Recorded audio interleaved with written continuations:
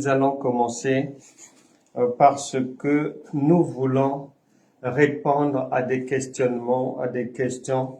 Mon frère, ma sœur, tu sais que le plus important, mais dans cette vie sur terre, il n'y a rien de nouveau sous le soleil. La vie est un ensemble de, entre parenthèses, problèmes auxquels nous devons apporter des solutions obligatoirement. On ne peut pas faire autrement. On ne peut pas se cacher. Lorsque la maladie, elle est là, ben, si tu veux qu'elle parte, tu dois l'affronter donc à bras le corps. Et nous sommes donc ici pour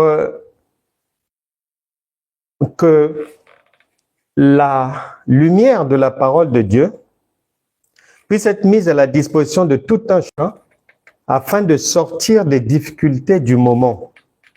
Parce que l'objectif de Dieu, l'objectif d'une maman, c'est que son enfant apprenne à se prendre en charge dans la vie. Même s'il est enfant, maman, papa savent que tôt ou tard, l'enfant devra voler de ses propres ailes.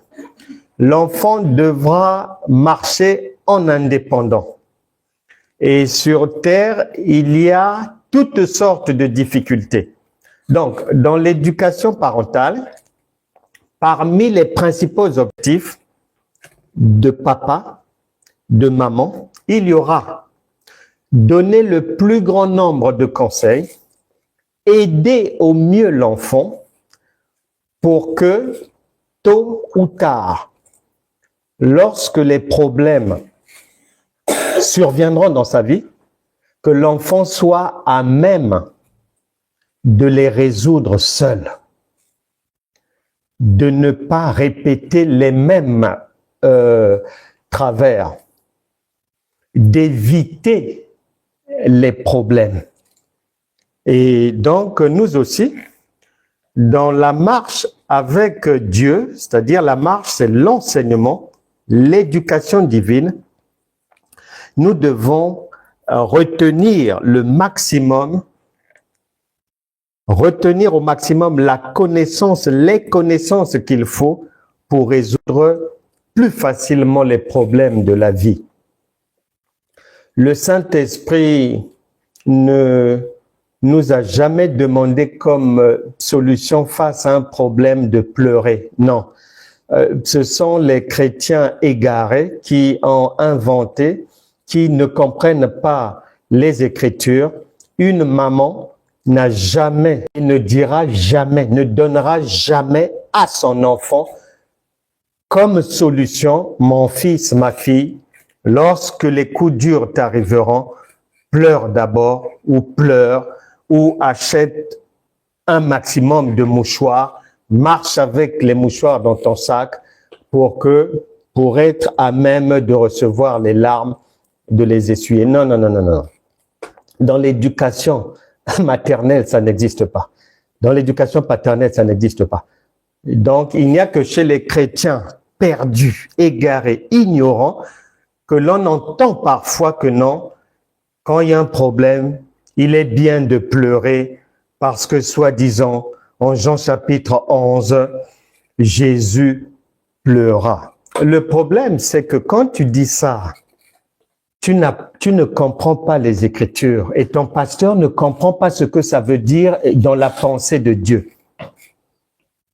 Donc, tu es à côté de la plaque. Dieu ne peut jamais encourager ou dire à quelqu'un de pleurer. Une maman ne le fait pas. Que mon enfant, vas-y, pleure. Tu n'as pas remarqué que quand bien même un enfant a un problème, peu importe son âge, 15, 10, 20, 30, 40 ans, lorsqu'il va apparaître en pleurant devant sa mère ou devant son père, avant toute chose, le parent voudra d'abord que les larmes soient essuyées, que les larmes s'arrêtent, que les larmes disparaissent. avant de parlementer, avant d'écouter l'exposé du problème et avant de donner les conseils et les solutions qu'il faut. Ça ne va pas de pair avec les larmes. Et donc, nous n'avons pas cette philosophie-là. Dieu ne nous instruit pas dans ce sens, mais nous sommes là pour apprendre à affronter de face les problèmes de la vie avec l'aide du Saint-Esprit, c'est-à-dire la sagesse, la connaissance, l'intelligence, l'observation de la nature et la révélation divine. Nous sommes dans les questions-réponses. Nous débutons donc 3 passages bibliques à lire rapidement et nous allons marcher. Matthieu chapitre 7, verset 21. Donc, ma sœur, mon frère, si tu avais l'habitude, lorsque on t'appelle une mauvaise nouvelle, lorsque tu vas quelque part, ça ne marche pas, lorsque tu ouvres le courrier, c'est vraiment catastrophe. Eh ben, si tu avais l'habitude d'avoir immédiatement une réaction par les larmes, à partir d'aujourd'hui, sache que ça ne vient pas de Dieu. Dieu ne pleure pas. Et il ne peut pas, lui-même il ne pleure pas, donc il ne peut pas te demander de pleurer. 1 Jean chapitre 4 verset 17, tel il est, tel tu es aussi dans ce monde. Nous sommes à Matthieu chapitre 7 verset 21, rapidement. Matthieu 7, 21, nous voulons répondre aux questions mais qui nous sont posées aujourd'hui. Il y a 2 genres de questions. Le temps imparti nous permettra de répondre à 2 genres de questions et le reste, dans les jours à venir, nous aurons toujours la possibilité de les aborder. Matthieu chapitre 7, verset 21. Ceux qui me disent « Seigneur, Seigneur » n'entreront pas tous dans le royaume des cieux, mais celui-là seul qui fait la volonté de mon Père qui est dans les cieux. Plusieurs me diront en ce jour-là, Seigneur, Seigneur, n'avons-nous pas prophétisé en ton nom? N'avons-nous pas chassé des démons par ton nom? Et n'avons-nous pas fait beaucoup de miracles par ton nom? Alors je leur dirai ouvertement, pas de manière cachée, ouvertement. Je ne vous ai jamais, on n'a pas dit que je ne vous connais pas, non. On n'a pas dit que je ne vous connais plus, non. On n'a pas dit que j'ai du mal à vous reconnaître, non, non, non, non. On a dit, je ne vous ai jamais connu. Jamais connu. Retirez-vous de moi, vous qui commettez l'iniquité. Point. Bien-aimés dans le Seigneur, Dieu n'est pas français. On utilise la langue française ou anglaise ou russe pour comprendre le langage de Dieu. Bien qu'il ne soit ni russe, ni belge, ni français, ni espagnol. Mais on utilise ces langues-là pour comprendre son langage. Vous qui commettez l'iniquité, ne comprends pas ça en français. Ne prends pas ça littéralement au premier degré. Non. Le sens que tu donnes à cette expression n'est pas le sens divin. Dans la pensée de Dieu, iniquité, c'est pas rattaché au péché sexuel, non. C'est pas rattaché au mensonge, non. Iniquité, c'est-à-dire Dieu dit à droite. Iniquité, c'est tout ce qu'on va faire en allant à gauche. C'est-à-dire en désobéissant volontairement ou involontairement à la parole. Eh ben, on est plongé dans l'iniquité. Lorsqu'on fait quelque chose contraire à ce que Dieu dit, eh ben, c'est la désobéissance, c'est un péché. Et Romains 6, 23 dit, le salaire du péché, c'est la mort.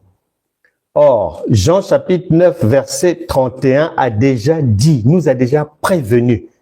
Dieu n'exauce pas les pécheurs. Donc, s'il dit que vous qui commettez l'iniquité, pour comprendre cela, il faut que tu additionnes bien. Romains chapitre 6, verset 23, plus Jean chapitre 9, verset 31, plus les autres paroles jumelles. Et là, on parle, le Saint-Esprit parle, et des serviteurs de Dieu, et des fidèles tous azimuts. En disant que, attention, un bon nombre, combien? La majorité, la multitude. Comment nous le savons? Parce que Jésus donne la précision en Matthieu chapitre 7, versets 13 et 14. Il dit que c'est la large majorité qui ira vers la perdition, qui sera rejetée complètement, qui n'entrera pas dans les bonnes grâces divines. Nous devons faire attention. Serviteurs, servantes de Dieu et les fidèles, parce que c'est pas gagné. C'est pour ça que nous aspirons à mettre en pratique la parole en marchant tous les jours selon le conseil de Dieu. 2 Pierre chapitre 1 verset 5. Faites tous vos efforts pour joindre à votre foi la connaissance. On n'a pas dit pour joindre à votre foi la prière. On n'a pas dit pour joindre à votre foi le jeûne. On n'a pas dit pour joindre à votre foi les larmes. On n'a pas dit pour joindre à votre foi les chansons. Non, on a dit faites tous vos efforts. Pendant qu'il fait encore jour, pour joindre à votre foi la connaissance. Nous voulons donc emmagasiner cette connaissance parce que l'onction divine, c'est la connaissance et c'est elle qui brise tout joug dans la vie de quelqu'un. C'est elle qui brise tout joug dans la vie de quelqu'un. Nous courons après cette connaissance. Lisons une deuxième parole, Éphésiens chapitre 3, verset 10, il est dit, afin que les dominations et les autorités dans les lieux célestes connaissent aujourd'hui par l'Église la sagesse infiniment variée de Dieu. C'est-à-dire, Dieu a une sagesse infiniment variée, c'est-à-dire qu'il n'a pas de fin, ça change, c'est remodelé, retouché, ça va à droite, ça va à gauche, il parle tantôt d'une manière, tantôt d'une autre, il résout les problèmes de 1001 manières. Si toi, chrétien lambda, pasteur lambda, apôtre primaire, et tu retiens un verset biblique et que tu l'appliques à des problèmes toujours de la même manière, ayant compris le verset biblique d'une seule manière, dans un seul sens, tu seras souvent dans l'erreur, tu te tromperas dans les décisions à prendre, les solutions à appliquer parce que le Saint-Esprit a plusieurs manières de faire, plusieurs sagesse, on vient infiniment variée. La raison pour laquelle nous courons après cette sagesse-là, qui ne doit pas nous quitter parce que une fois que tu l'as, elle te permet de mieux juger, de ne pas te tromper. Lorsque tu auras, ma sœur, des prétendants devant toi, s'il y en a 4, 5, même si ce sont des baratineurs professionnels, même si l'un d'eux a bac plus 1000 en baratin, si tu as la sagesse divine, tu ne tomberas pas dans le panneau. Donc, tu as intérêt à bien écouter, bien t'asseoir et retenir ce qui se dit. Dernière écriture, 1 Jean chapitre 4. Et après, nous allons prendre la route. 1 Jean chapitre 4. Bien-aimés, n'ajoutez pas foi à tout esprit, mais éprouvez les esprits pour savoir s'ils sont de Dieu, car plusieurs faux prophètes. Dans la pensée de Dieu, que tu lises, la Bible déclare, la parole de Dieu n'est pas liée. 2 Timothée chapitre 2 verset 9, la parole de Dieu n'est pas liée. Que tu lises pasteur, que tu lises docteur, que tu lises évangéliste, que tu lises prophète, prophétesse, apôtre, tout ça là, c'est blanc, bonnet, blanc. C'est enveloppé dans le même sac qui tantôt prend une couleur appelée prophète, tantôt prend une couleur appelée pasteur, tantôt prend une couleur appelée apôtre. Donc, c'est pareil. Tout ça là, c'est pareil. Donc, ici, on parle de tous ceux qui conduisent les gens. Car plusieurs faux prophètes sont venus dans le monde. Bien-aimés, n'ajoutez pas foi à tout esprit, mais éprouvez les esprits pour savoir s'ils sont de Dieu, car plusieurs faux prophètes sont venus dans ce monde. L'un des premiers problèmes des chrétiens, c'est le fait de ne pas reconnaître le vrai du faux. Et ça, c'est dramatique. Et là, on passe à côté de la vie. À côté de la vie. Mais je suivais hier soir, un documentaire.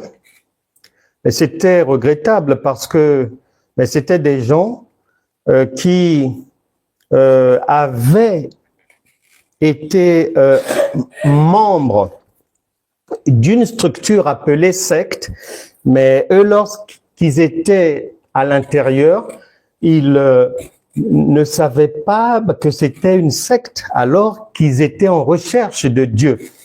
Mais malheureusement, la rencontre, l'endroit, la dénomination n'a pas été la bonne, mais ils ont mis 20 ans à se rendre compte qu'ils se sont trompés. Et avant de sortir de là, parce qu'ils n'ont pas vu Dieu, malgré les enseignements, soit malgré les disques, 20 ans. Ils ont tout fait là-bas, ils étaient assidus, ils ont dépensé beaucoup d'argent, fait beaucoup d'œuvres, beaucoup étudié et tout, mais après 20 ans, ils ont fini par se rendre compte que non, c'est pas bon. Et nous, notre rôle, c'est d'éviter que toi aussi tu mettes 20 ans pour te rendre compte, d'éviter cela. 20 ans, c'est beaucoup, c'est la vie qui est passée là. Et j'avais mal au cœur parce qu'il y avait la mère et la fille, et la mère dira aux journalistes que j'ai l'impression qu'on est passé à côté de notre vie. Ce sont des paroles difficiles à entendre. Mais malheureusement, il est dit dans ce monde, une personne avertie en vaut deux, mais combien d'enfants de Dieu marchent avec la lumière sans à même de reconnaître le vrai du faux? Il n'y en a pas beaucoup. Et c'est pour ça que beaucoup souffrent. On m'a demandé d'expliquer un peu un rêve fait par une personne et puis certainement d'autres personnes aussi. La personne a rêvé qu'elle s'est vue nue dans un rêve et le rêve, elle s'est reproduit à 4 reprises. Et ensuite, un membre de la famille de cette personne va rêver de la personne toujours nue. Et la personne me dira, donc elle est allée voir un pasteur et tout, des serviteurs de Dieu. Elle s'est renseignée ça et là, et le verdict est tombé. On lui a dit, quand tu vois la nudité comme ça, quand tu t'as vu nu, c'est que il y a une grande, mais comment il appelait ça, une grande humiliation et qui va arriver dans ta vie. Il y a une grande humiliation qui va arriver dans sa vie. Donc souvent, ce genre de réponses vont mettre en nous, faire naître en nous, c'est-à-dire bien mettre en place en nous la peur, l'esprit de la peur. Or, mon frère, ma sœur, quand bien même tu vas faire un cauchemar, quand bien même tu vas te voir nu dans un rêve, même si quelqu'un d'autre te voit nu, les gens en général ont une compréhension que Jésus appelle terrestre, les choses terrestres. Jean chapitre 3, verset 12. Ont une compréhension terrestre. Or, la compréhension terrestre n'est que le b.a.-ba. C'est l'ombre. La vérité se trouve dans la compréhension spirituelle, si je puis dire. C'est-à-dire dans la pensée de Dieu qui se cache derrière cette nudité. Et bien souvent, la connaissance fait défaut à un grand nombre de personnes pour que leur cœur ne se trouble point. Jean chapitre 14, verset 1. La connaissance fait défaut. Et les gens, souvent, quand c'est comme ça, ils sont en panique. Mais pour comprendre les choses spirituelles, tu ne peux pas comprendre Dieu. C'est lui-même qui le dit dans sa parole. Si devant les situations, si dans ta manière de comprendre la parole de Dieu, les versets bibliques, il n'y a pas. C'est comme un plat que tu prépares. Dans ta casserole, il faut obligatoirement une pincée de connaissance. Il faut un zeste de sagesse. Il faut des épices d'observation de la nature. Il faut du bon sens, qu'on appelle intelligence aussi, et il faut la révélation divine obligatoirement. Parce que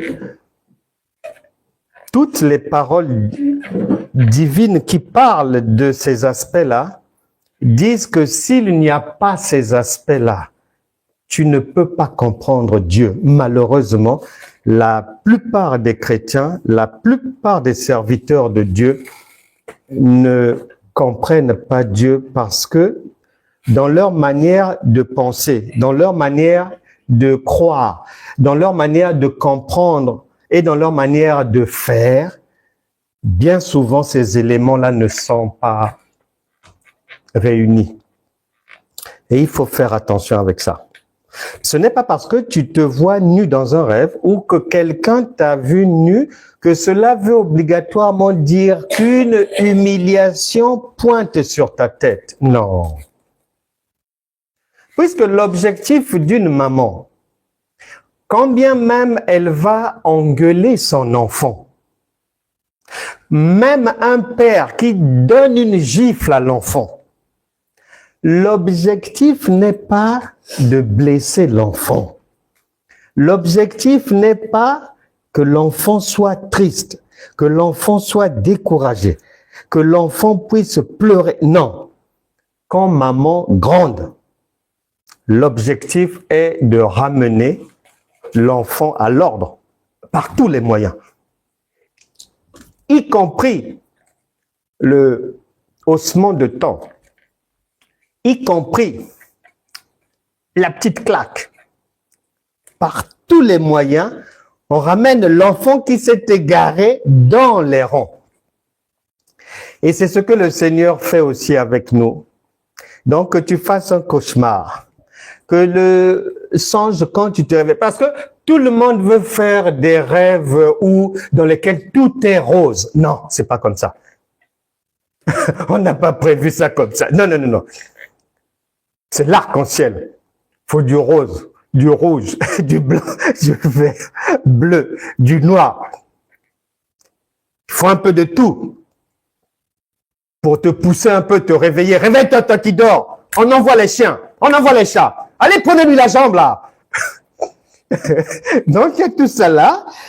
Puisque la sagesse de Dieu, elle est comme ça, infiniment variée. Donc, il va utiliser comme ça. Il utilise comme ça. Ah, mais ces jours-ci, elle est très têtue, cette sœur. Bon, on va faire comme ça. Est-ce elle a pris conscience là-bas? Oh non. Bon, envoyez-lui un gorille là. Non. Mais voilà. Uniquement pour remettre les gens dans les rangs.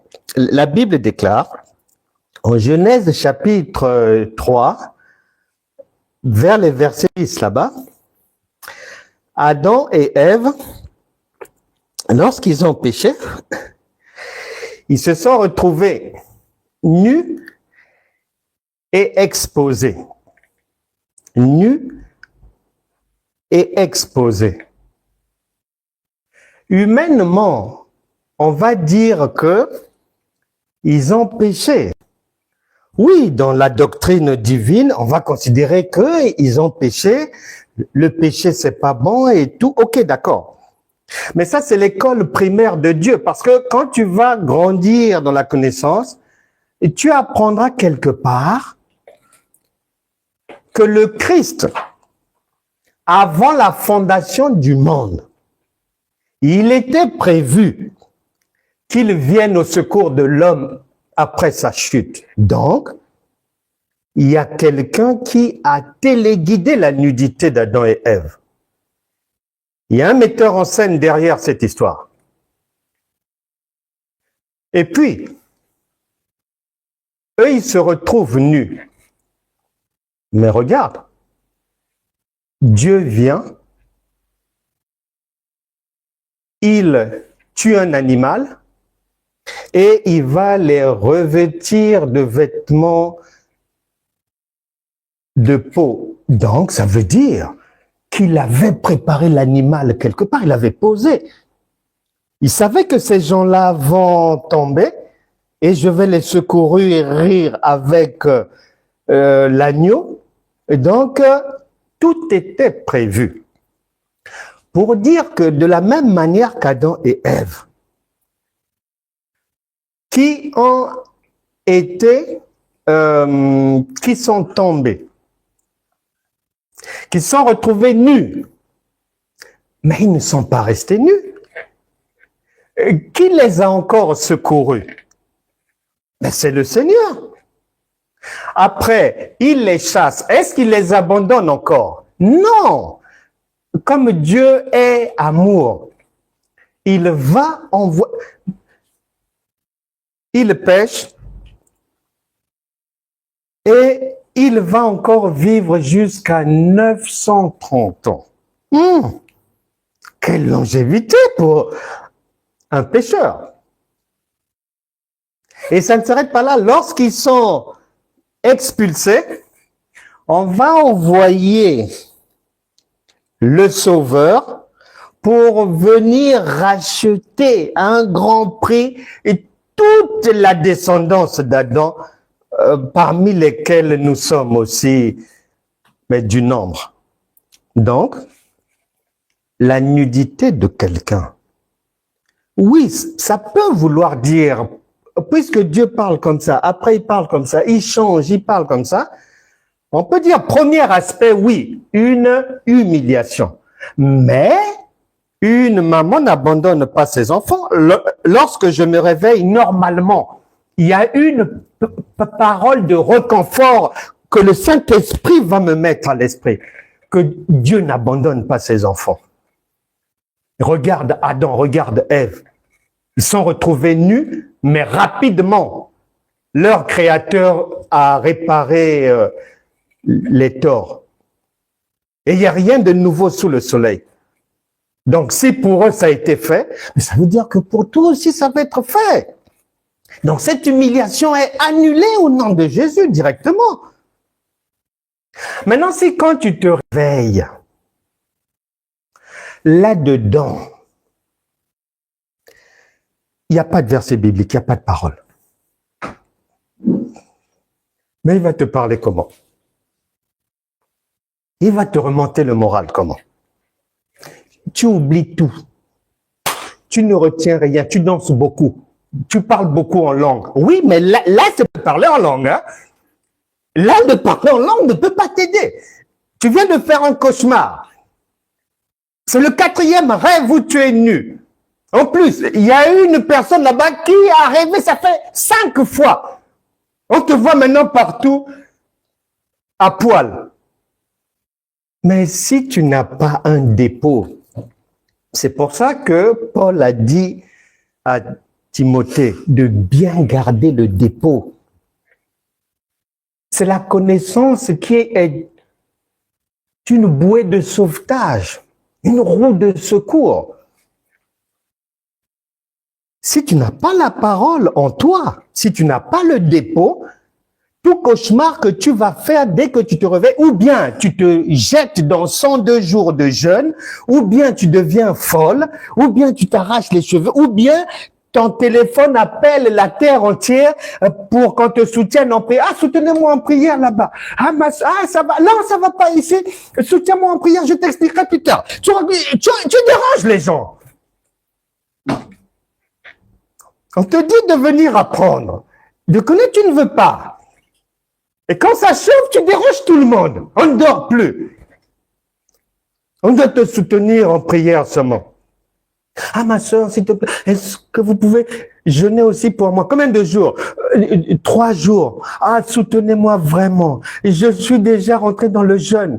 Mais tu veux qu'on rentre dans le jeûne à quelle heure? Ah, même dès qu'on raccroche la rentre, s'il te plaît, Dieu te bénira. Nous ne devons pas avoir peur. La Bible déclare, Jean chapitre 14, verset 27, que ton cœur ne se trouble point.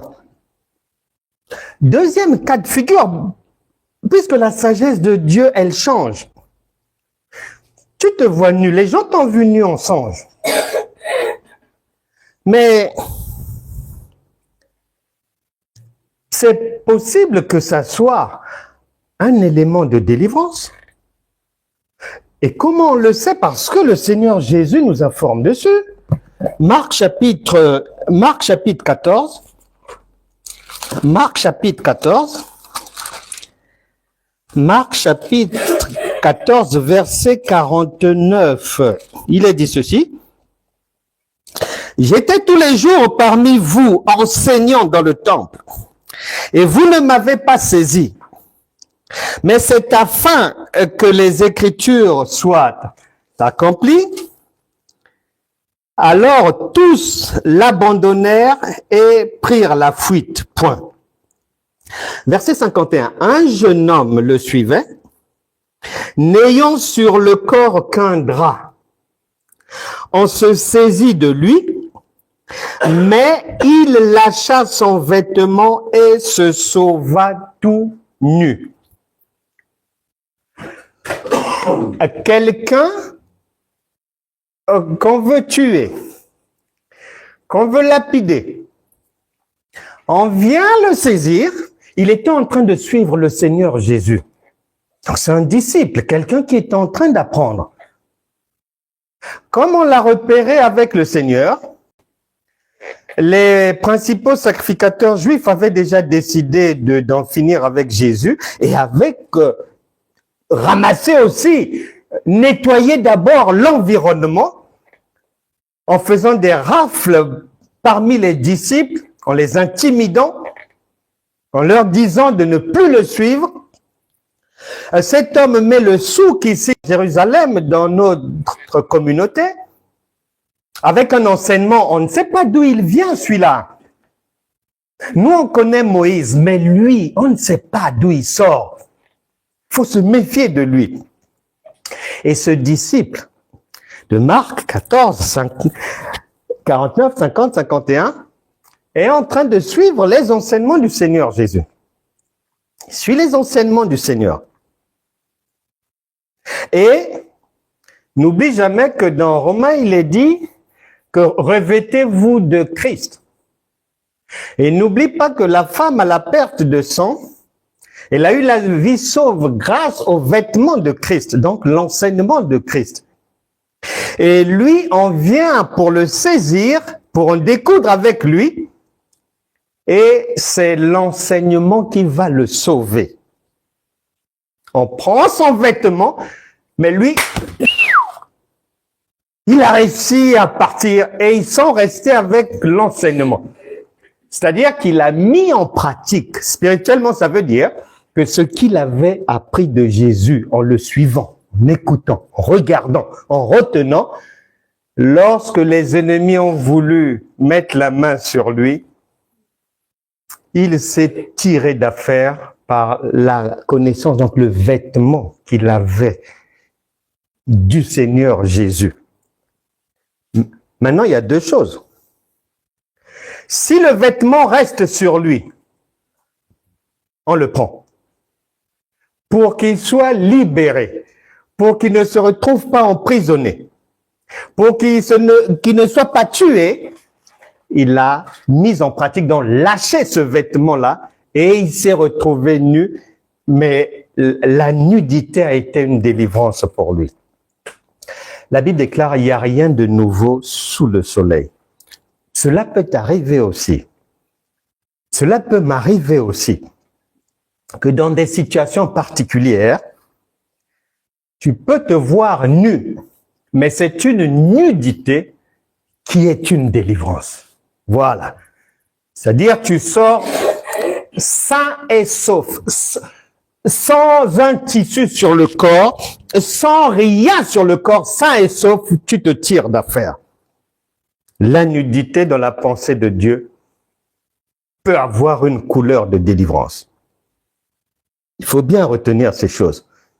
Au lieu que dès que tu rêves, tu te réveilles, tu paniques, méconnaissable, et tu pars comme ça, tu arrives au travail, tu t'es pas peigné les cheveux. Mais ma sœur, qu'est-ce qui t'arrive aux cheveux? Ah, non. Il te fallait suivre les enseignements pour avoir le cœur apaisé, tranquille. Parce que si tu n'as pas la connaissance, tu es à la merci même des cafards. Les poux vont te ramasser dans cette vie sur terre. Puisqu'il n'y a pas de pitié pour les canards boiteux. Il n'y a pas de pitié. Eh oui. Donc, la Bible te dit, Dieu a tout fait pour un but.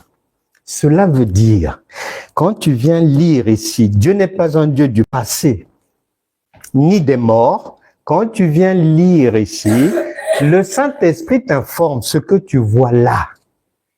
Tu le vivras certainement aussi. Tu sortiras des difficultés de cette manière-là. Par le revêtement, par le vêtement du Seigneur, par cette connaissance-là, elle va te permettre de te retrouver sans entrave, d'être libre. C'est pas écrit pour les morts, hein? C'est pour nous. La Bible déclare que tout cela, ça a été écrit pour nous servir d'instruction. C'est-à-dire nous prévenir. Qu'est-ce que tu lis là? Ça va arriver dans la vie. Est-ce que tu lis bien? Ouvre bien les yeux, regarde bien, retiens ce verset. Tu en auras besoin dans 2 mois. Mais si tu ne comprends pas ça,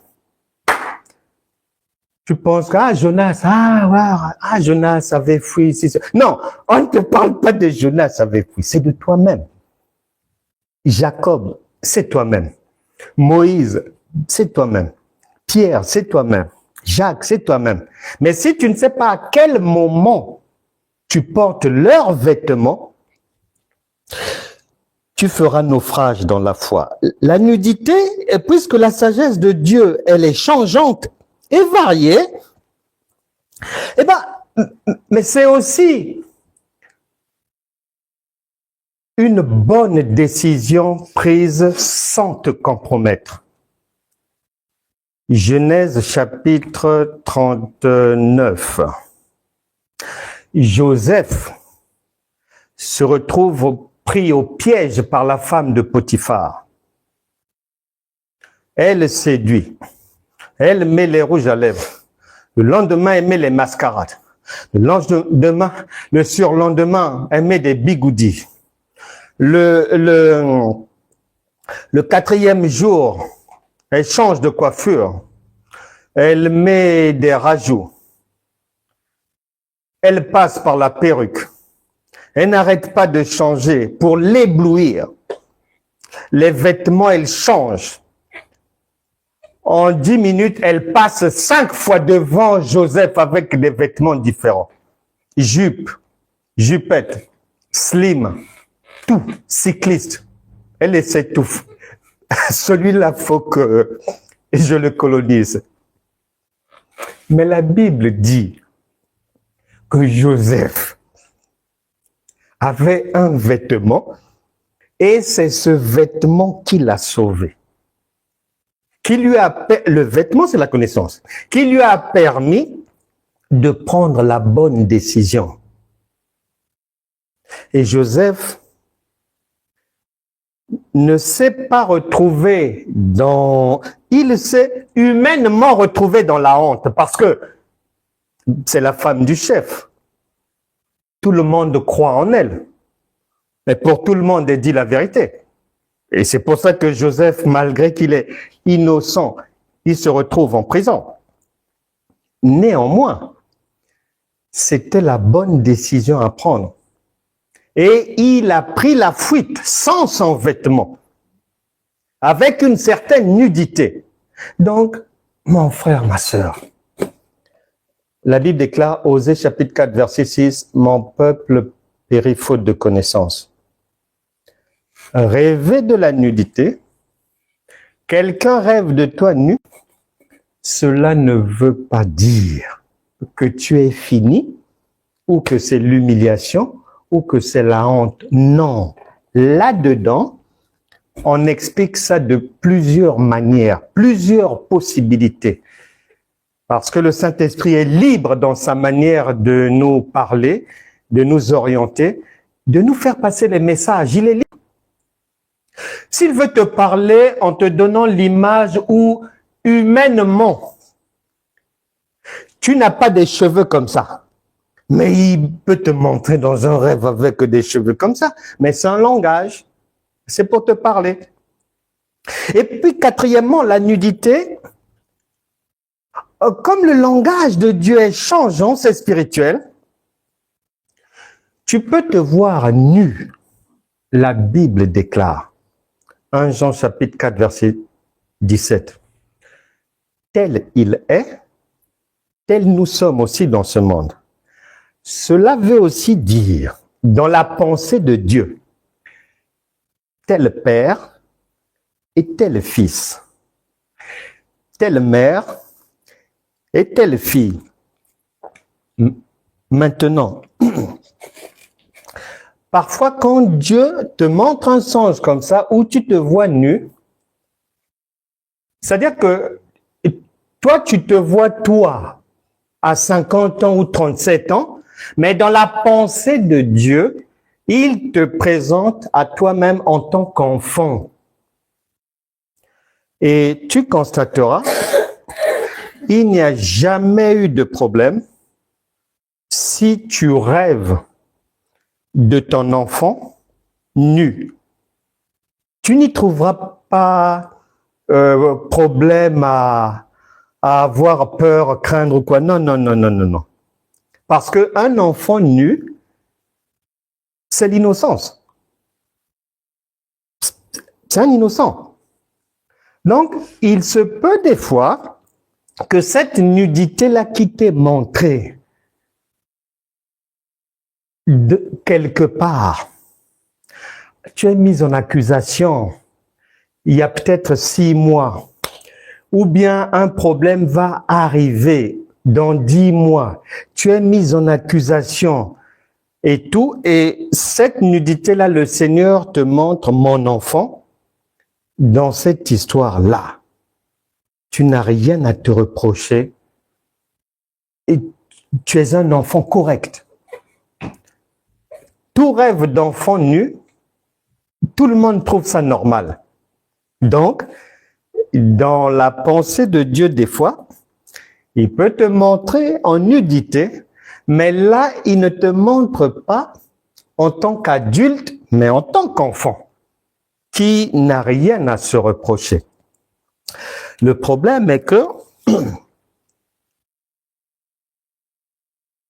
on est habitué, par ignorance et abus de fausseté dans la tête, à ne pas faire le lien entre un problème il y a 8 mois, entre une situation actuelle qui est en train comme de venir comme ça, entre quelque chose qui risque de venir.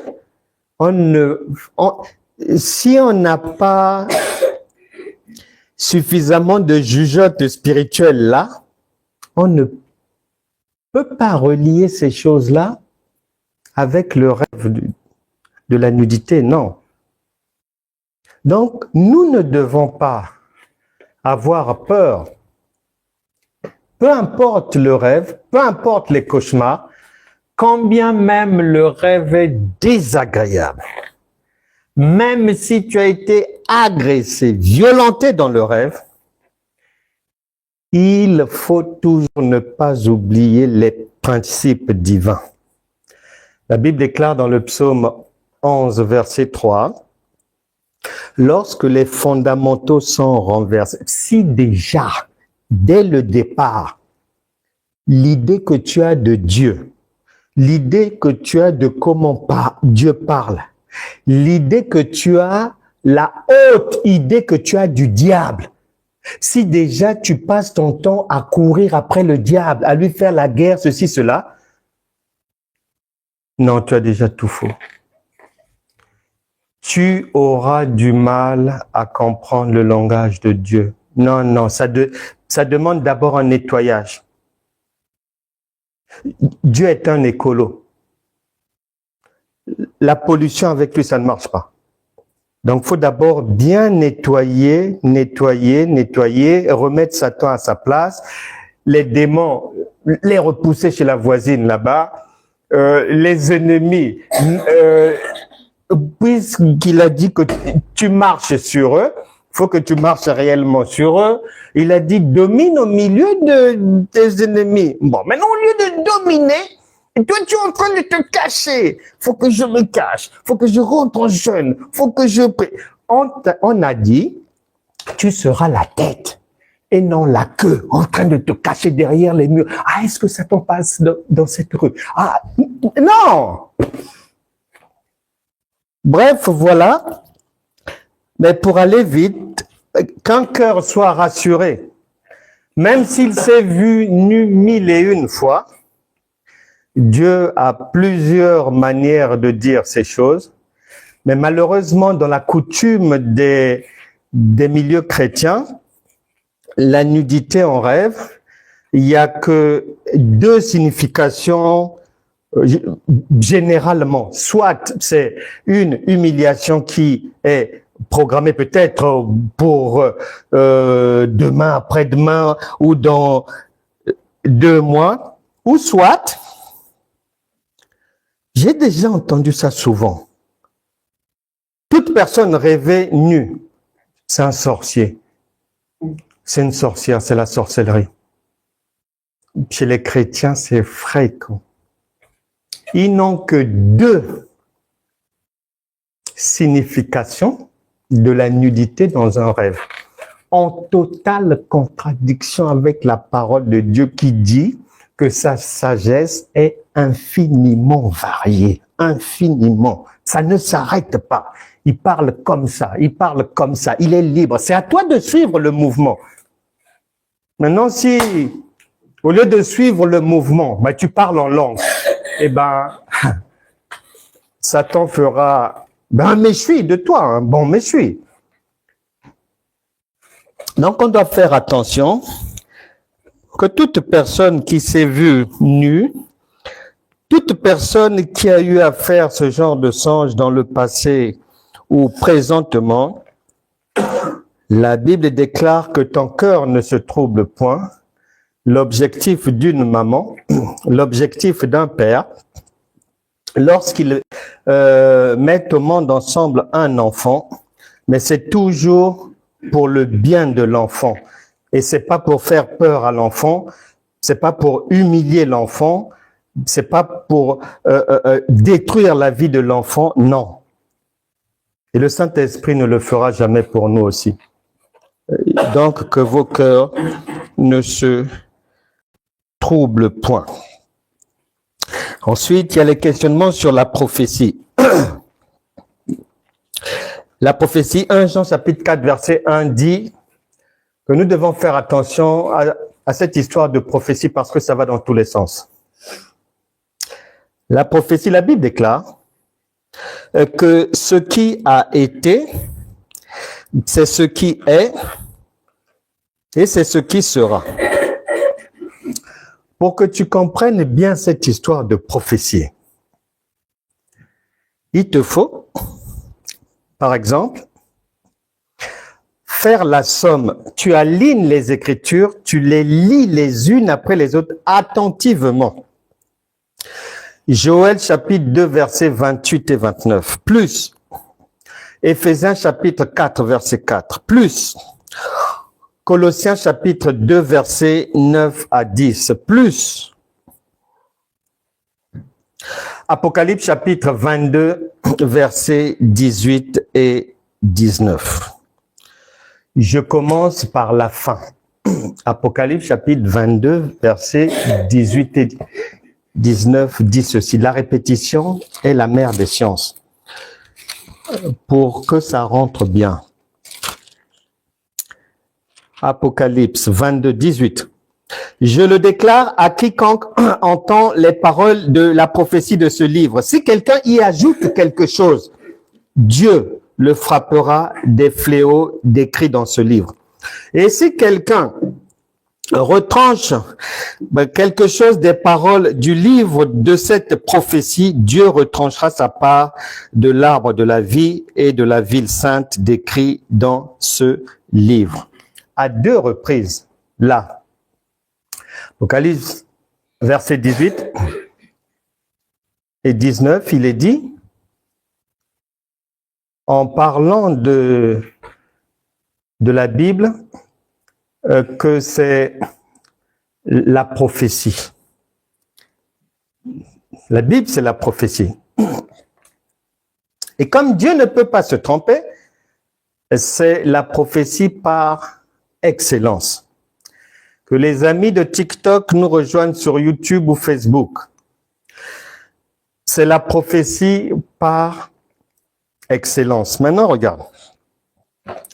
Cette histoire de prophétie est très simple. Dans l'ancien temps,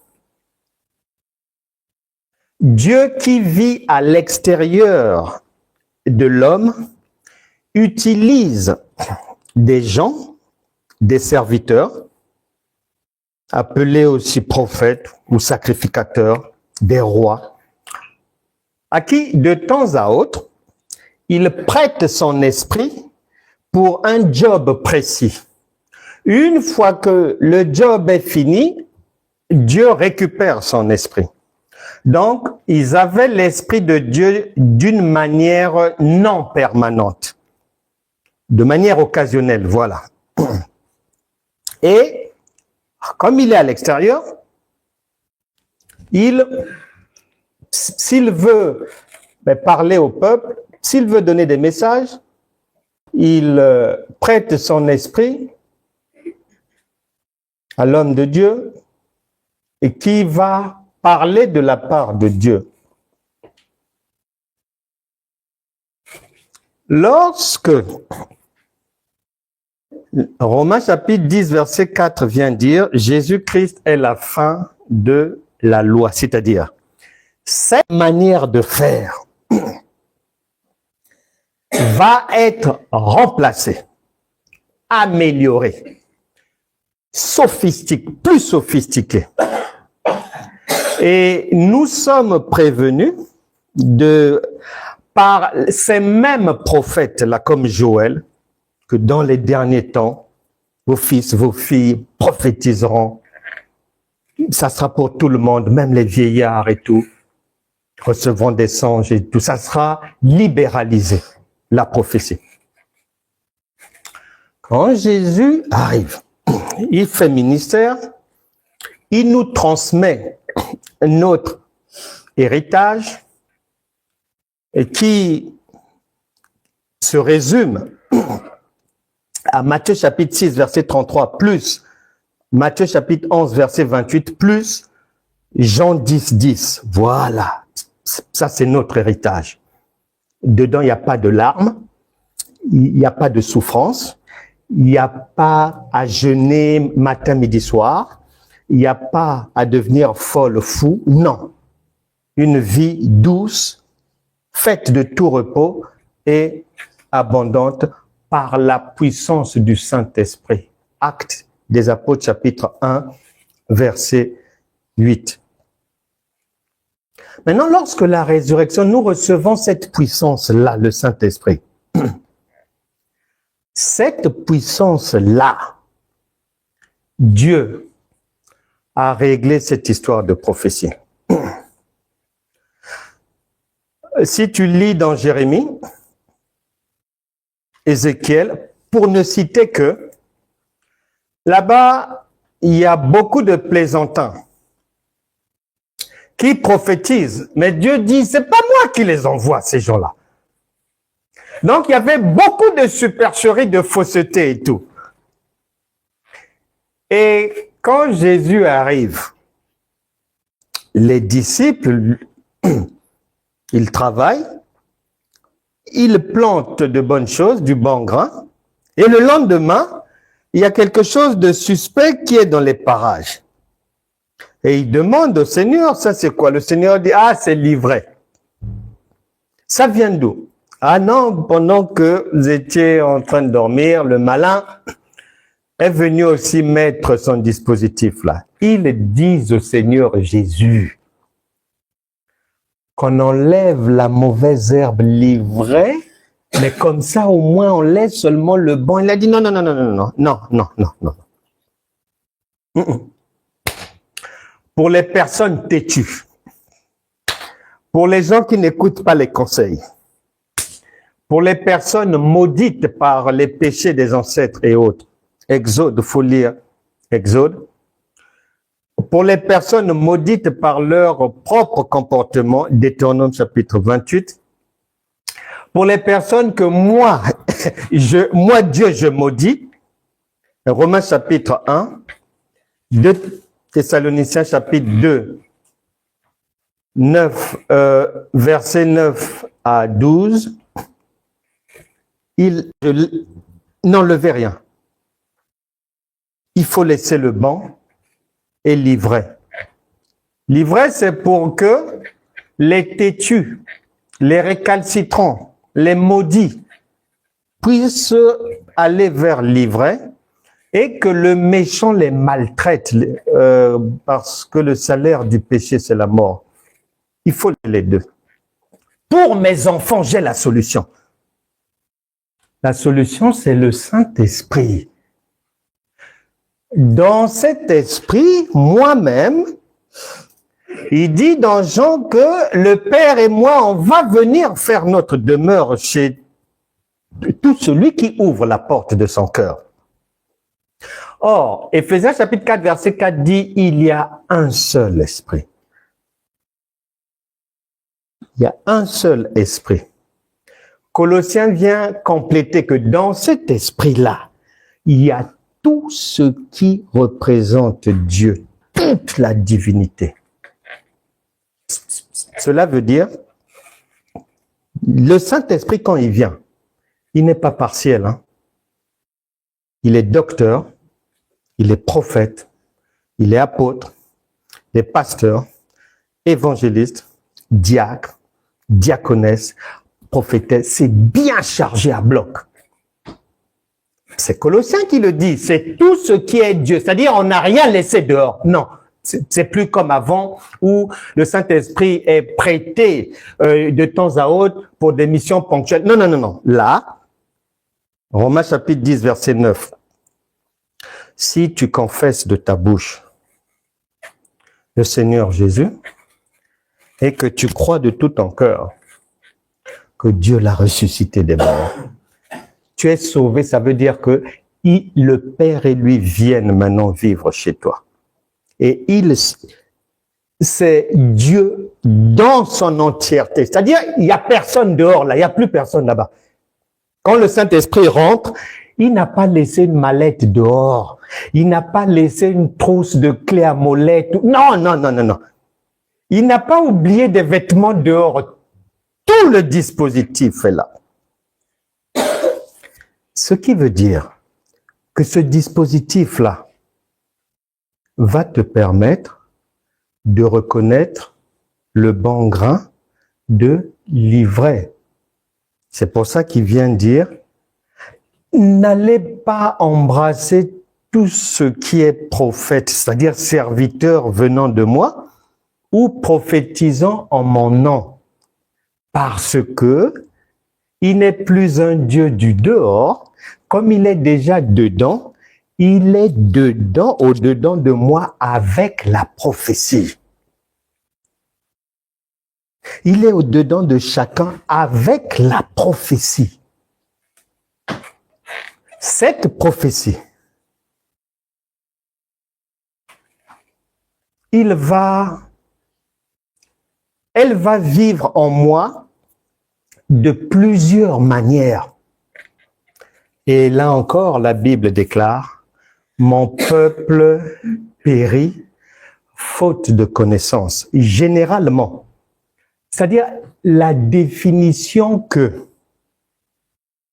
les pasteurs et les chrétiens ont du mot prophétie, c'est pas celle de Dieu, c'est celle des hommes. C'est pour ça que les gens se trompent. Et c'est pour ça que Dieu dit en 2 Thessaloniciens chapitre 2 versets 9 à 12 que si tu n'es pas à même de savoir qui est le Saint-Esprit, quand il vient en toi, il vient comment? Qu'est-ce qu'il emmène de nouveau? Est-ce qu'il y a du vieux vin ou c'est seulement du vin nouveau?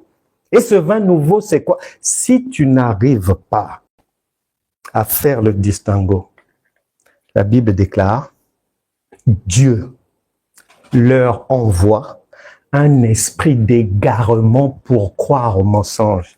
C'est là où tu vois, à 23 heures, il y a une prophétesse qui prophétise chaque mardi, jeudi et samedi, de 22 heures à minuit.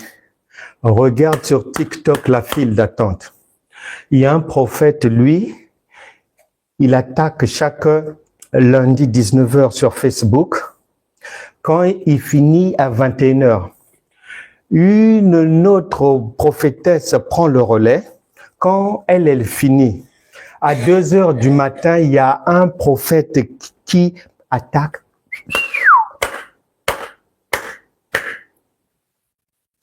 C'est l'esprit de l'égarement. Le Saint-Esprit n'est pas un Dieu du dehors, mais du dedans. Du dedans en chacun de nous. La prophétie fait partie de notre vie de tous les jours. Nous vivons dans la prophétie en permanence. Exemple, ce que je suis en train de faire là, c'est la prophétie. Quand tu sors là,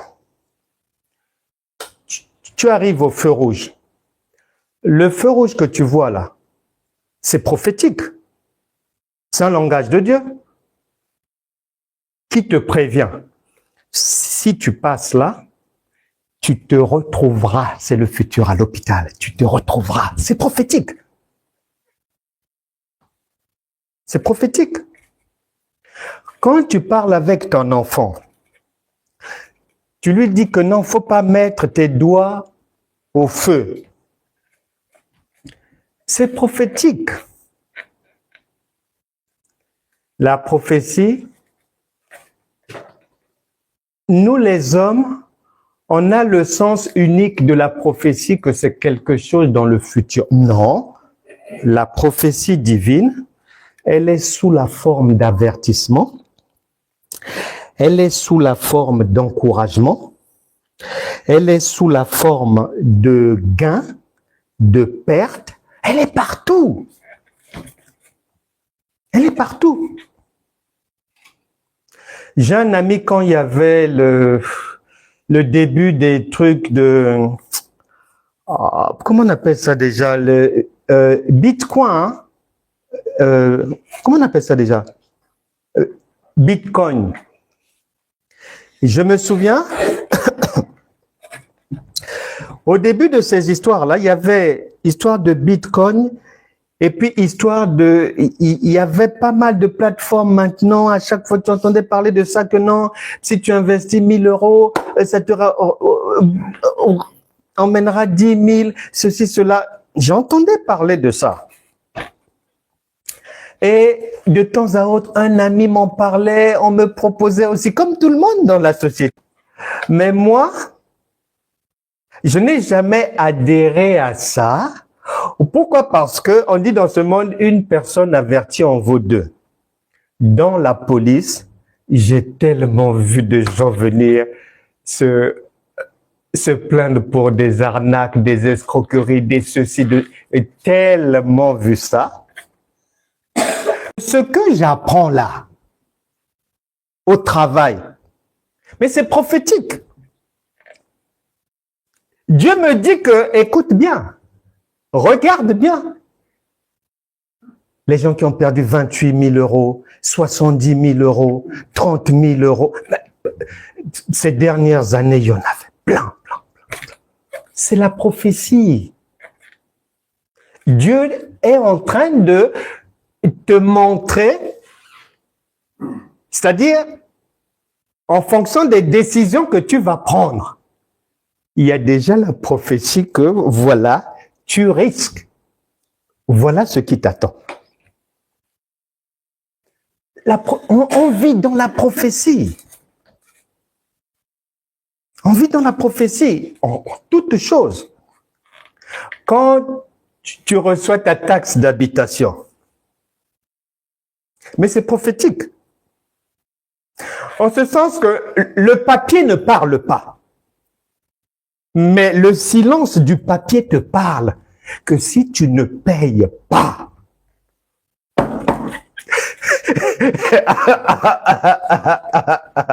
mais c'est ça la prophétie. C'est annoncer des choses que tu ne vois pas, mais on te les annonce. Mais Dieu, comme sa sagesse infiniment variée, il le fait de plusieurs manières, partout, à l'école, au travail, dans la rue, partout. Nous, l'homme, la chair, faible, ignorante, Osée chapitre 4, verset 6, a un seul sens de la prophétie. Que voilà, Dieu va me montrer ou quelqu'un va me dire ce qui va arriver. Dieu n'est plus là-bas. Tous les jours, on est au milieu de la prophétie. On est au milieu de la prophétie. Et c'est de plusieurs manières. Et nous devons faire attention à cela. Lorsque tu veux te marier, même une amie, une sœur, même ton enfant peut te dire, ah maman, ton fiancé là, vraiment la manière dont je le vois. Ah non. Mais l'enfant est en train de prophétiser que n'y va pas. Mais comme on considère que c'est un enfant et qu'on est chrétienne, j'ai attendu 5 ans. Il s'est présenté. Mais il n'y a que Dieu qui peut le faire. Or, non, il n'y a pas que Dieu qui peut le faire. Non. Et ça peut aussi être de l'ivraie. Et l'enfant sera utilisé par Dieu pour prophétiser dans ta vie. Le code pénal, le code des impôts, et tout ça là, ce sont des prophéties. Si tu rentres dans un magasin, tu piques quelque chose, mais avant que tu n'ailles dans le magasin, le code a déjà prophétisé sur toi ce qui t'arrivera.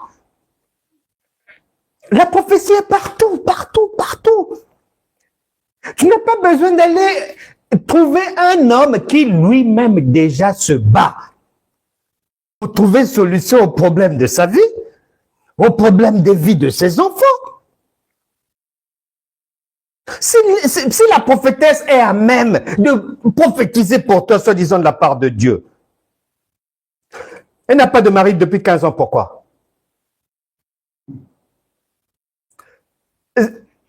Ses enfants ne lui adressent plus la parole, pourquoi? Donc, elle n'a pas de prophétie sur sa propre vie. Et c'est sur les vies des autres qu'elle va les mettre de... Non. Dans ce monde, on dit « à beau mentir qui vient de loin ». On va vite finir avec cette histoire de... Une maman, un papa ont des objectifs quand ils ont un enfant. C'est la réussite de la vie de l'enfant. Et dans l'éducation de l'enfant, ils vont faire au mieux pour que tout ce qui est broutille, tout ce qui est secondaire, tout ce qui n'a pas d'importance, que leur enfant n'y accorde pas de l'importance. Ils ne veulent pas que l'enfant puisse considérer les choses inutiles, secondaires, comme étant les choses prioritaires ou fondamentales. Non, non, non, non. La maman va veiller sur ça. Et le père aussi. Nous aussi. Lorsque le Saint-Esprit vient en nous, il va veiller absolument sur ça. Parce que il nous a prévenus. Psaume 11, verset 3. Si tu mets devant, en priorité, les broutilles, les choses qui n'ont pas de sens, les choses secondaires, tu ne réussiras pas. Il y a des gens qui ont fait passer un reportage sur une histoire où on parle du mal des chrétiens évangéliques, des choses comme ça. Et les gens font des lives dessus, les gens parlent, les pasteurs prêchent sur ça, ceci, cela et tout. Osée chapitre 4, verset 6, Dieu n'a pas enlevé ça. Hein. La plupart des chrétiens, en commençant par les pasteurs, ne comprennent pas la parole de Dieu, sont complètement égarés et égarant la multitude comme Jésus l'a prévu. En Matthieu chapitre 7, versets 13 et 14. Dans cette histoire-là, la Bible déclare, Colossiens chapitre 3, verset 16 à 18, Ésaïe chapitre 45, verset 7, Lamentation chapitre 3, verset 37 à 39, pour ne s'arrêter que là. Là-bas, en conclusion, l'autopsie de ces paroles vient dire que dans cet univers-là, c'est Dieu qui a tout créé. Rien ne peut se faire sans son autorisation. Rien ne peut se faire sans qu'il ne soit au courant. Et les gens font des émissions pour soi-disant répondre aux gens qui ont fait cette émission. La question, est-ce que c'est ce que Dieu te demande de faire? Et quand tu les écoutes, c'est comme si la préparation de l'émission, le tournage et la diffusion, Dieu n'était pas au courant. Donc c'est eux maintenant qui informent Dieu. Et le public que Dieu n'a parlé du mal de toi, c'est eux maintenant qui le font. La Bible dit que ça c'est l'égarement. Ce sont des gens maudits. Ils ne comprennent pas les Écritures. Dieu parle tantôt d'une manière et tantôt d'une autre. J'ai pas le temps de lire, il y a trop de passages bibliques qui disent que le Seigneur utilise nos ennemis pour nous secouer, pour nous réveiller quand on dort, titiller. Ça dort là, pour nous redresser. Il utilise l'adversité. Sinon, c'est dodo partout. Maintenant, si c'est Dieu qui utilise l'adversité, si tu combats cette adversité-là, tu es un égaré. C'est une folie. Si tu connais les Écritures, tu sais donc que c'est un langage de Dieu pour nous. Qu'est-ce que nous avons fait mal? Qu'est-ce qu'on n'a pas encore fait? Qu'est-ce qu'on doit arranger? Qu'est-ce qu'on doit réajuster? Qu'est-ce qu'on doit améliorer? C'est dans cette direction-là qu'il faut apprécier, juger. Sinon, on se trompe sur toute la ligne. Ensuite,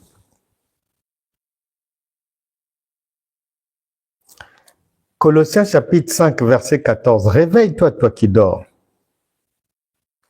S'il y a un problème, pour attirer notre attention, obligatoirement le Seigneur, lorsque Israël désobéit, la Bible dit que Dieu suscite les Philistins pour les punir, pour les redresser. À une autre époque, avec Gédéon, ils étaient dans l'esclavage des Madianites, pour les punir encore. Et le Seigneur a dit qu'il ne va pas débarrasser, lorsqu'ils sont sortis d'Égypte, il a dit non, vos ennemis là, je ne vais pas en un seul jour vous débarrasser d'eux, sinon ça ne tiendra pas.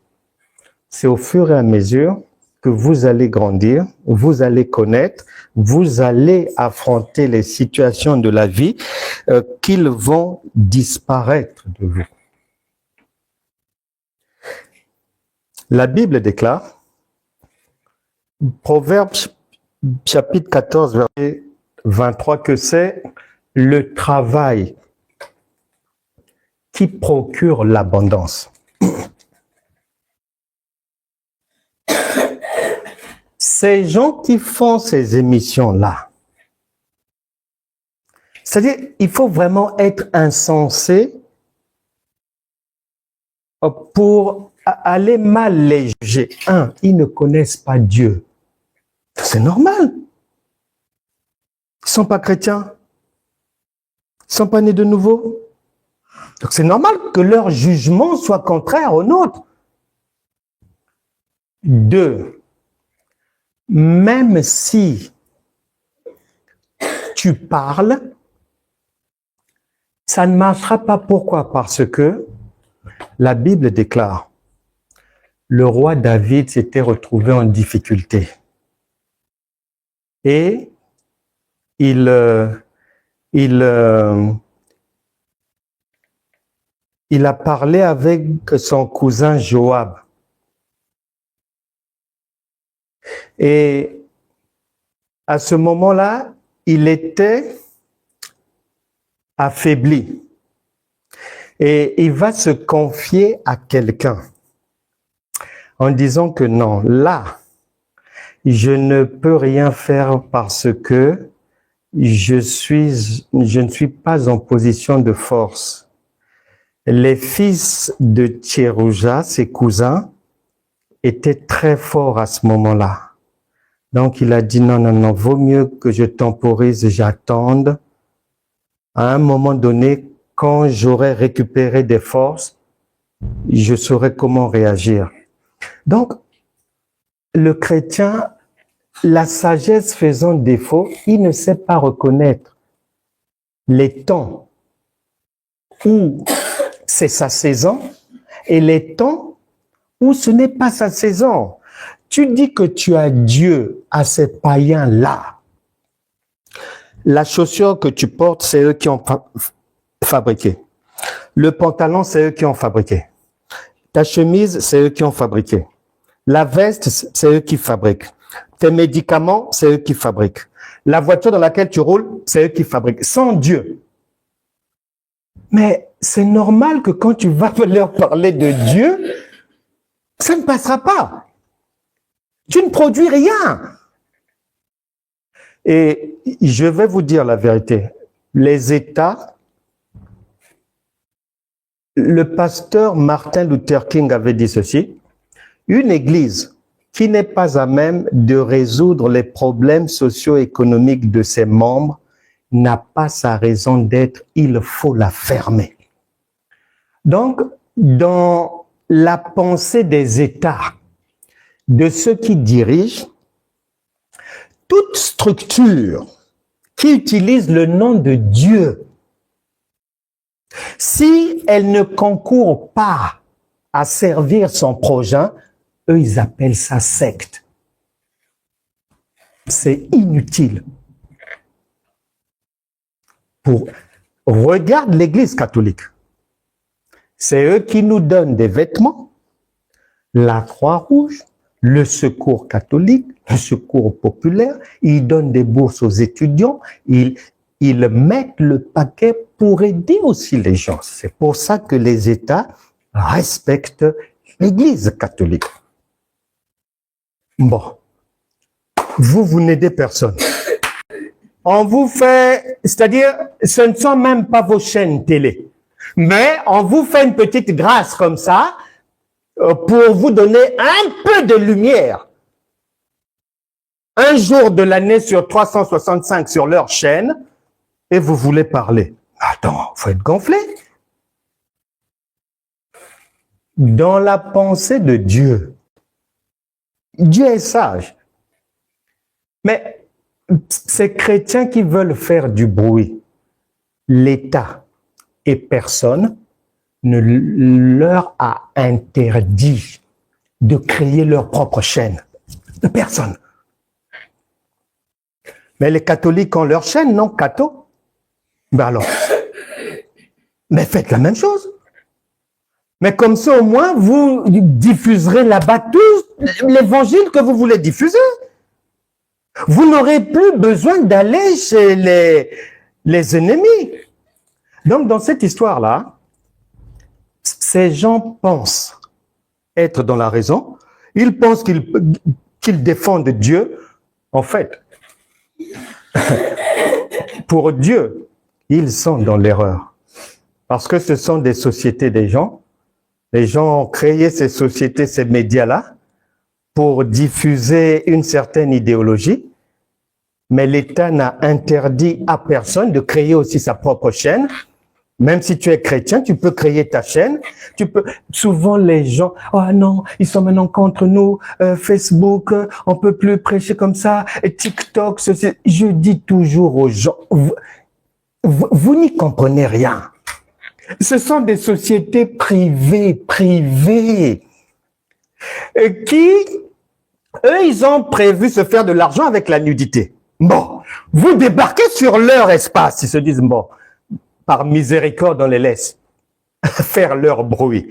Mais dans le bruit qu'ils vont nous laisser faire là, ils vont veiller à ce que ce bruit-là ne renverse pas leur nudité, parce que c'est la nudité qui leur apporte de l'argent. Ce sont des entreprises privées. Donc, on est déjà bénéficiaire d'une miséricorde de la part des païens. Puisque là, nous prêchons via des structures païennes. On doit les remercier. Dieu les utilise pour bénir son peuple. Donc, bref, nous devons faire attention à la prophétie, à la manière dont nous marchons, au jugement que l'on va faire sur des événements, sur ce qui nous arrive dans la vie, sur ce qui nous arrive collectivement. Déjà, chacun vient seul sur terre, nu, il repart seul. Et donc, le truc de groupe, ça n'existe pas chez Dieu. Donc, si tu veux défendre le groupe, en fait, tu perds ton temps. Et Jude, verset 12, dit que ce sont des nuées sans eau. L'eau, c'est la parole. L'eau, c'est la connaissance. Lorsque des entre guillemets, enseignants, apôtres, pasteurs, docteurs et autres n'ont pas la connaissance, ça donne ça. C'est l'égarement. Aller s'en prendre païen pour rien. Aller croire que l'on est défenseur de Dieu, que Dieu est content. Au fond, Dieu se rit des égarés. Et on doit faire attention à cela. Mais la Bible dit que c'est par là que nous reconnaissons ceux qui ont l'esprit de Christ et ceux qui ne l'ont pas. Je crois que désormais, chacun saura mieux marcher dans la vie et apprécier les choses. Chacun saura reconnaître ce qui est prioritaire et ce qui ne t'apportera rien du tout, ne t'ajoutera rien du tout.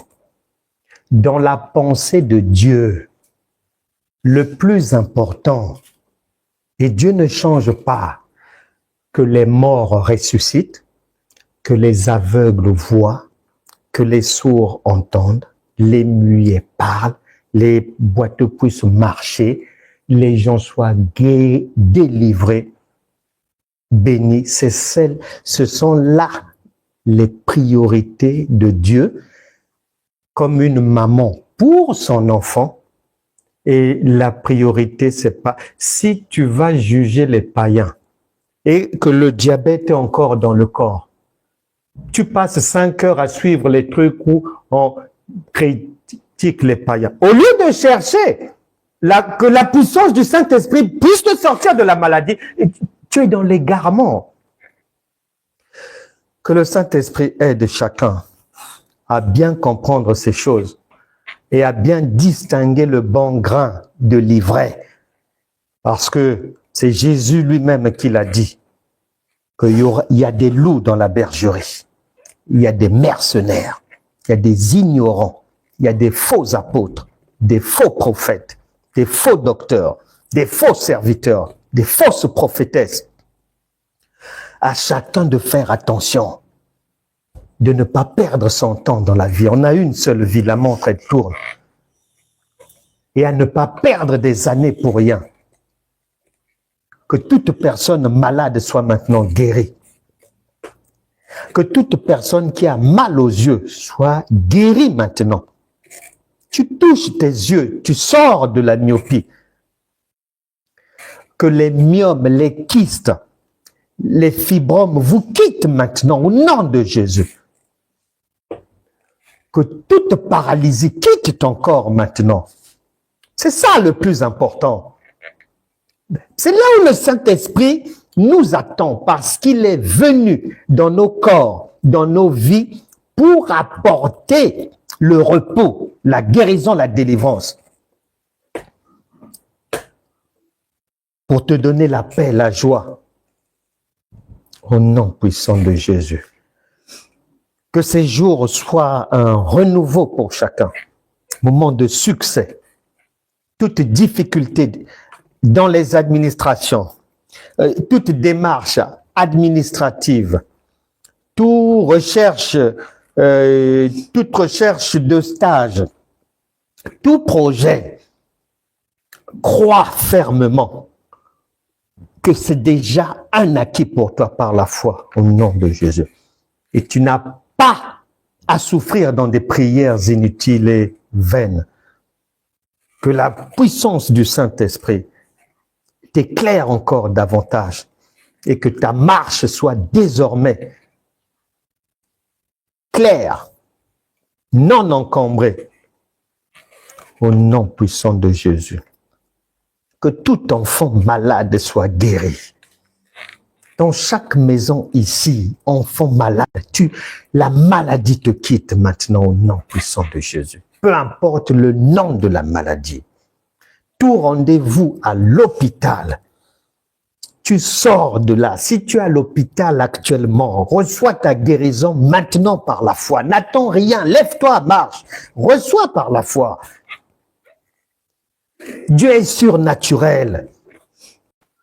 N'attends pas de le voir physiquement comme ça. Non, il est déjà là. Que tout problème d'argent soit solutionné miraculeusement dans ta vie. Que la grâce de Dieu abonde encore dans ta vie. Tu quittes l'esclavage chrétien. Marche désormais dans la foi divine et très simple, le repos de Dieu. Au nom de Jésus. Amen.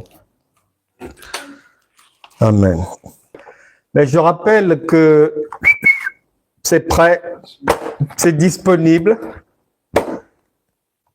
10 € seulement, beaucoup de choses qui vont te faire du bien et délivrer ta vie.